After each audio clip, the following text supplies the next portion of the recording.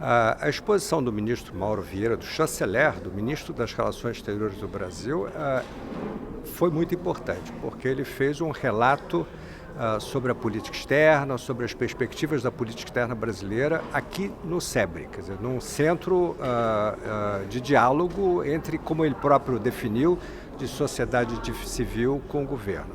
Agora, eu acho que é mais importante ainda do que a fala dele, é a presença dele aqui. Quer dizer, que eu saiba, é uma das poucas vezes que o ministro das Relações Exteriores do Brasil vem ao SEBRE para expor ao SEBRE, falar ao SEBRE sobre as perspectivas da política externa brasileira.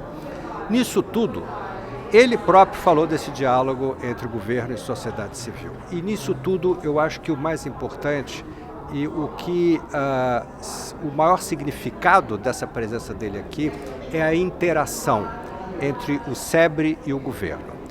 Porque não adianta nada o SEBRE ser um centro acadêmico de reflexão e de caixa de ressonância, como disse o próprio presidente do Conselho Curador, Rafael Benck, se não tiver utilidade. E a palavra útil também foi mencionado pelo próprio presidente do Conselho Curador.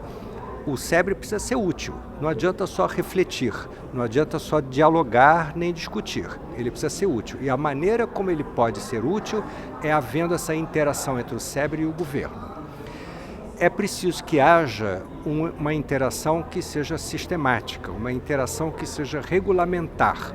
Os núcleos que foram apresentados hoje pelo presidente do Conselho Curador, Rafael Benck, os 4 núcleos, se não me engano são 4, eles refletem muito o próprio organograma do Itamaraty. A própria distribuição dos órgãos competentes, os órgãos administrativos do Itamaraty, na parte substantiva.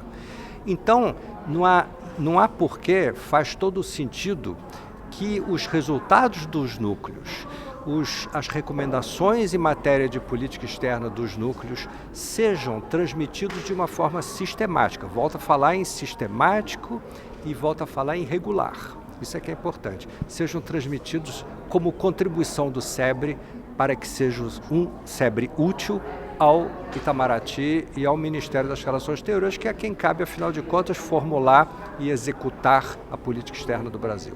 Então, talvez seja, eu fui do Itamaraty até 3 anos e meio atrás, talvez eu possa dar minha ajuda ao SEBRE, a minha grande ajuda ao SEBRE poderia ser promover e facilitar e, sobretudo, dar minha contribuição para que essa interação se faça e que o SEBRE seja mais útil ainda do que tem sido.